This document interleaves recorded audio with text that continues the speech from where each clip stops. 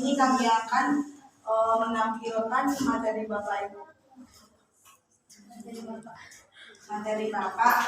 Di sini kami akan menjelaskan tentang teknik pengambilan instrumen pengumpulan data. Sebelum kami memulai hasil diskusi kami, perkenalkan nama saya Katrina Yana Stolpul. Perkenalkan nama saya Novita Kristina Siregar. Perkenalkan nama saya Rosemary Bako. Perkenalkan nama saya Kami Cynthia. Perkenalkan nama saya Artika Desari. Perkenalkan. Baiklah, kami akan memulai hasil diskusi kami.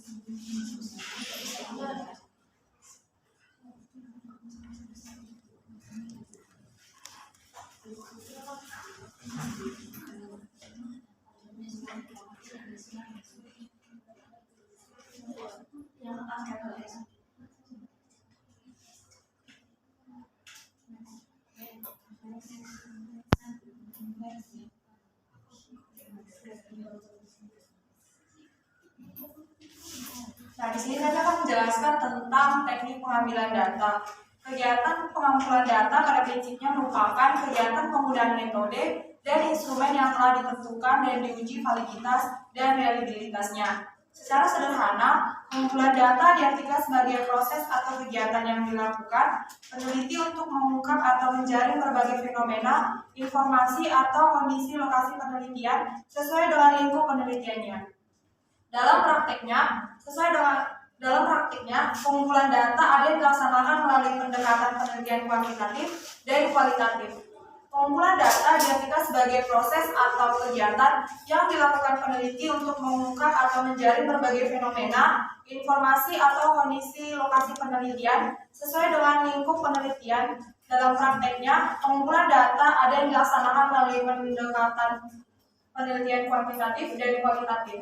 Dengan kondisi ini, pengertian pengumpulan data diartikan juga sebagai proses yang menggambarkan proses pengumpulan data yang dilaksanakan dalam metode penelitian kuantitatif dan kualitatif. Dalam penelitian kuantitatif dikenal teknik pengumpulan data, yang pertama wawancara, yang kedua angket, dan yang ketiga yaitu observasi. Sedangkan dalam penelitian kualitatif dikenal teknik pengumpulan data, observasi, wawancara, dokumentasi, dan regulasi. Nah, dalam slide ini sudah dijelaskan mengenai pengertian angket dan bentuk-bentuk angketnya. Di sini saya akan menambahkan bahwa angket penelitian adalah serangkaian daftar pertanyaan tertulis yang diberikan kepada subjek yang diteliti untuk mengumpulkan informasi yang dibutuhkan oleh peneliti. Sehingga teknik pengumpulan data peneliti ini mempergunakan daftar pertanyaan yang harus dijawab oleh responden. Contoh angket penelitian yang pertama yaitu penelitian kuantitatif.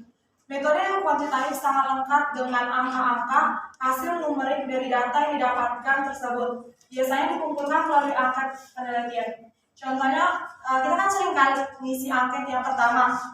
Saya terbiasa mengikuti pemilihan umum. Pilihannya yang pertama selalu, sering, kadang-kadang, jarang, sama, tidak pernah. Nah, itu merupakan salah satu contoh dari penelitian kuantitatif. Yang kedua yaitu tentang pendidikan. Metode penelitian tindakan kelas kadang-kala diperlukan angket dalam proses penelitiannya. Angket dalam penelitian pendidikan ini tentu saja nantinya berguna bagi pengembangan proses belajar yang dilakukan oleh siswa. Contoh angketnya itu berisi daftar pertanyaan. Contohnya, apakah kalian menyukai pelajaran bahasa Indonesia? Nanti ada kayak kotak-kotak, checklist kadang-kadang, kurang suka, tidak suka, gitu. Teman-teman pasti pernah lihat angketnya kan? Ya, itu merupakan salah satu contoh dari angket penelitian. Yang ketiga yaitu hasil belajar. Angket dalam penelitian khusus untuk pendidikan kadang-kala dibuat dalam mengukur hasil belajar yang didapatkan oleh siswa. Angket ini bisa semacam ujian hasil atau ujian sekolah yang nantinya berfungsi untuk mengetahui seberapa dalam pemahaman siswa. Nanti kayak ujian nasional, nanti dia kayak soal, terus ada pilihan contohnya A, ya B, pilihan ganda gitu. Itu merupakan salah satu contoh angket penelitian. Selanjutnya yaitu jenis angket penelitian. Yang pertama yaitu pertanyaan terbuka, pertanyaan dikotomis, pertanyaan pilihan ganda, dan pertanyaan skala. Pertanyaan yang harus dihindari dalam angket penelitian. Beberapa jenis pertanyaan yang harus dihindari peneliti yaitu yang pertama, pertanyaan hipotesis. Pertanyaan hipotesis menanyakan responden apa yang akan mereka lakukan, apa yang akan mereka pikirkan, atau apa yang mereka rasakan tentang situasi yang mungkin terjadi di masa depan. Yang kedua yaitu memalukan atau menyinggung. Meskipun kuesioner atau angket bisa anonim, itu bukan ide yang baik untuk memperlakukan atau menyinggung responden. Ini dapat menyebabkan mereka menjatuhkan kuesioner tanpa menyelesaikannya atau memberi kita jawaban yang buruk dengan sengaja. Yang ketiga yaitu ekstrim positif atau negatif.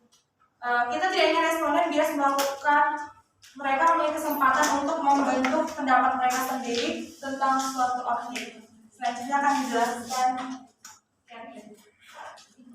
kita.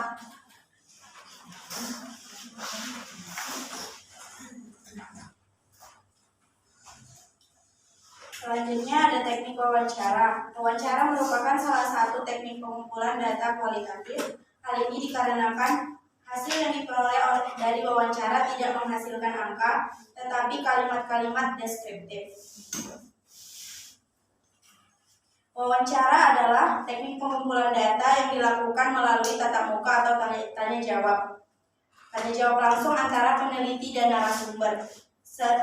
Seiring perkembangan teknologi, metode wawancara dapat pula dilakukan melalui media-media tertentu, misalnya telepon, email, video call, melalui Zoom ataupun Google Meet. Wawancara terbagi atas dua kategori, yaitu wawancara terstruktur dan wawancara tidak terstruktur.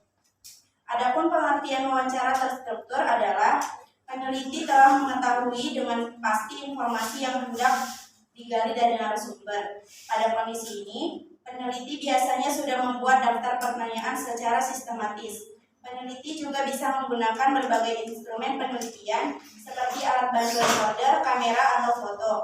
Yang kedua, wawancara tidak terstruktur. Wawancara tidak terstruktur adalah wawancara bebas. Peneliti tidak menggunakan pedoman wawancara yang berisi pertanyaan-pertanyaan, namun hanya menggunakan poin-poin penting dari masalah yang ingin digali. Di sini sudah ada dijelaskan cara melakukan wawancara. Yang pertama, berhadap-hadapan, yang kedua melalui telepon, yang ketiga fokus grup, dan yang keempat melalui email. Yang pertama, berhadap-hadapan. Peneliti melakukan wawancara per orang secara tatap muka. Adapun kelebihannya yaitu partisipan dapat memberikan informasi historis. Kekurangannya, keberadaan peneliti mungkin menimbulkan bias respon. Yang kedua, melalui telepon. Melalui telepon itu peneliti melakukan wawancara perorangan melalui telepon, yaitu kelebihannya bermanfaat ketika partisipan tidak dapat langsung diamati. Kekurangannya, tidak semua partisipan dapat berbicara dengan jelas dan tanggap. Yang ketiga, fokus grup. Baik, sebelum lanjut, ini nanti dilanjutkan terus, nanti tetap didokumentasikan dengan tim yang ada di sini, juga diselesaikan. Tapi saya mau kasih pesan ya. Fokus grup, yaitu peneliti melakukan wawancara pada kelompok. Kelebihannya memungkinkan peneliti mengendalikan alur pertanyaan. Kekurangannya, menyajikan informasi tidak langsung yang disaring melalui pandangan orang lain dalam kelompok. Dan yang terakhir, melalui email, yaitu peneliti melakukan wawancara melalui email. Kelebihannya, bermanfaat ketika partisipan tidak dapat langsung diamati, dan kekurangannya tidak semua partisipan dapat mendeskripsikan melalui tulisan dengan jelas dan tanggap. Selanjutnya, observasi yang akan dijelaskan oleh saudara Katerina.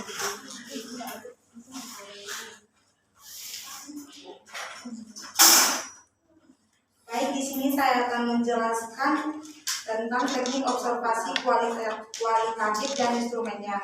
Observasi merupakan teknik pengumpulan data kualitatif, yang artinya observasi kualitatif ini merupakan proses pengamatan perilaku dan aktivitas-aktivitas individu secara langsung di lapangan.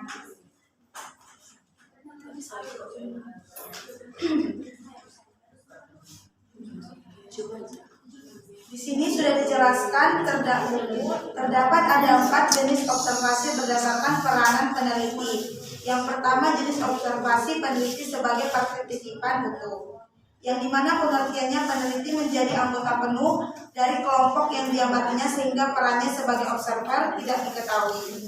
Kelebihan dari jenis observasi ini adalah peneliti mendapat pengalaman langsung dari partisipan, dan kekurangannya adalah peneliti bisa saja tampak sebagai pengganggu.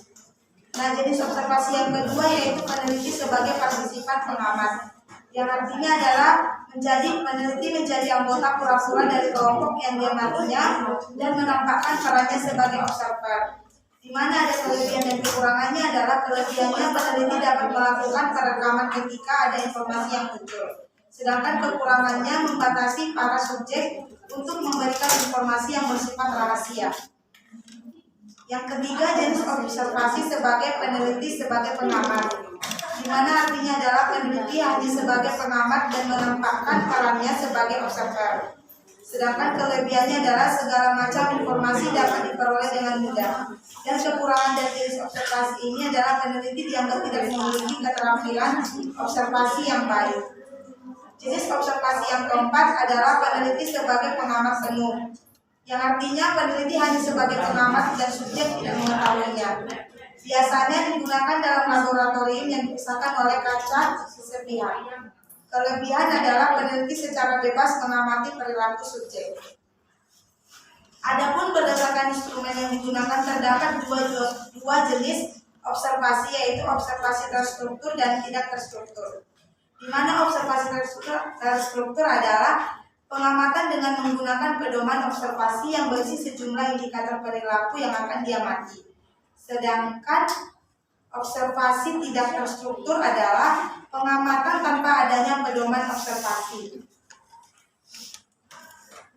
Berikut ini di sini sudah dijelaskan contoh instrumen observasi terstruktur beserta langkah pembuatannya. Contoh instrumen lembar observasi terstruktur dan proses pembuatannya yang pertama terdapat dari kisi-kisi lembar observasi keterampilan mengajar guru. Yang kedua, instrumen lembar observasi diambil dari keterampilan mengajar guru.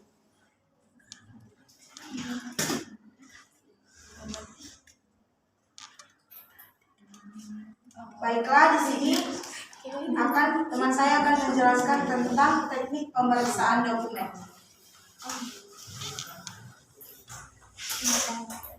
Teknik pemeriksaan dokumen adalah cara pengumpulan data melalui pengumpulan data-data dokumen seperti tulisan, gambar, atau karya-karya monumental. Dokumen digunakan sebagai pelengkap data yang diperoleh wawancara dan atau dokumentasi digunakan sebagai pelengkap data yang diperoleh dari wawancara dan atau observasi. Teknik yang digunakan adalah pemeriksaan dokumen yang sudah terkumpul. Contohnya itu adalah salah satu pemecahan masalah pada penelitian dengan berjudul implementasi kurikulum 2013 pada mata pelajaran matematika kelas 10 di SMA Negeri 1 Demak adalah bagaimana perencanaan pembelajaran mata pelajaran matematika kelas 10 kurikulum 2013 di SMA Negeri Demak.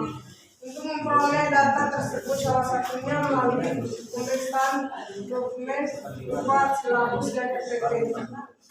Kemudian dianalisis berdasarkan ketersesuaian dengan kurikulum 2013. Selanjutnya akan dijelaskan oleh teman saya.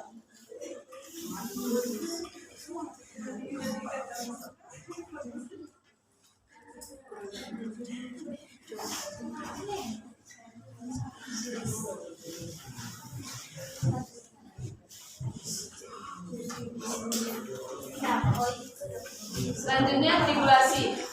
Tribulasi terbagi atas dua, yaitu tribulasi yang pertama, tribulasi teknik.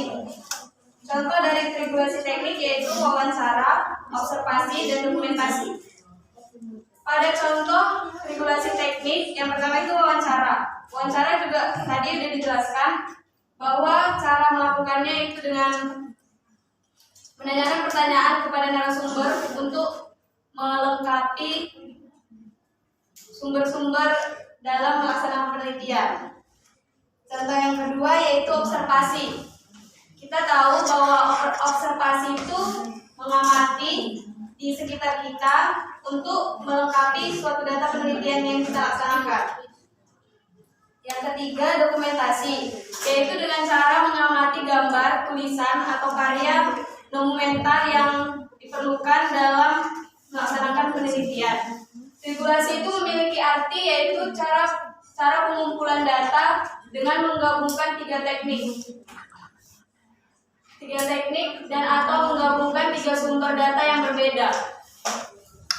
Maksudnya tiga sumber data yang berbeda itu, misalnya kita melakukan suatu penelitian dengan teknik yang sama, namun kita mengambil sumbernya yang berbeda-beda.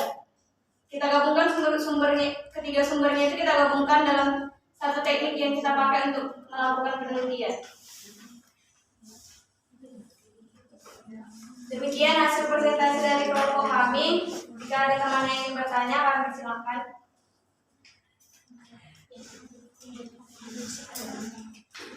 Jika tidak ada, kami ucapkan terima kasih. Selamat siang.